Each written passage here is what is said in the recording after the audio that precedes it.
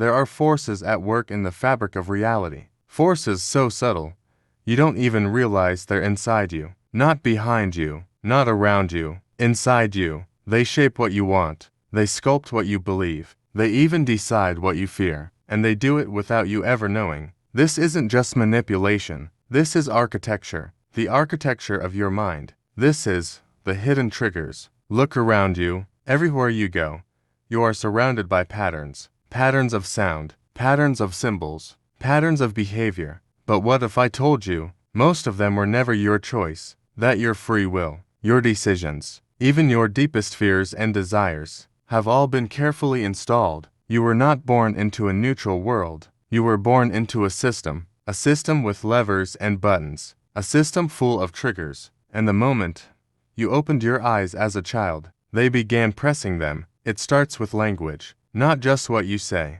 but how you think. Words are not just tools of communication, they're containers of thought. And the moment you learned the word enemy, you learned fear. When you learned the word failure, you learned shame. Language doesn't describe reality, it creates it. This is why ancient philosophers warned us. The limits of your language are the limits of your world. If someone controls your language, they don't just control what you say, they control what you can imagine. And then comes rhythm, not music, but the rhythm of life. You wake up, you scroll, you sip, you drive, you work, you eat, you scroll again. Every action in your day is part of a repeating loop. And here's the thing, your mind loves loops, because loops are comforting, familiar, safe, but loops also mean control. A man in a cage is obvious. A man in a loop never notices he's trapped. This is the genius of hidden triggers. They don't lock the doors, they guide the steps. Now let's go deeper. Desire. Have you ever wondered why you want what you want? Why do you crave beauty? Why do you chase validation? Why does silence feel uncomfortable? Here's the truth. Desire is not born in you,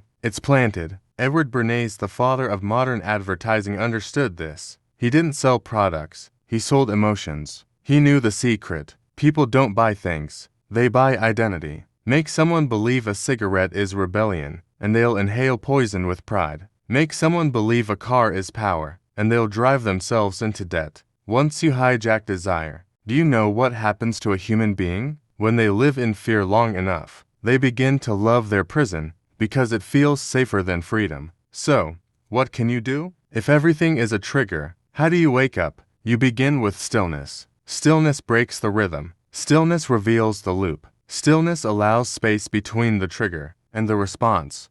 And in that space, you find your mind. You begin to ask, why do I believe this? Who benefits from this belief? What is being sold to me? And at what cost? You reclaim your words. You question your desires. You challenge your fears. And slowly, one trigger at a time, you begin to disarm the system. This is not easy. This is not glamorous. But it is necessary. Because the only thing more dangerous than being manipulated is never realizing you were. You were born into a world that knows how to pull your strings. But you were also born with the power to see the strings. And once you see them, they no longer control you. Not because the triggers are gone, but because you are awake. This has been the secret vault, where the doors never truly close, and the truth waits in the shadows.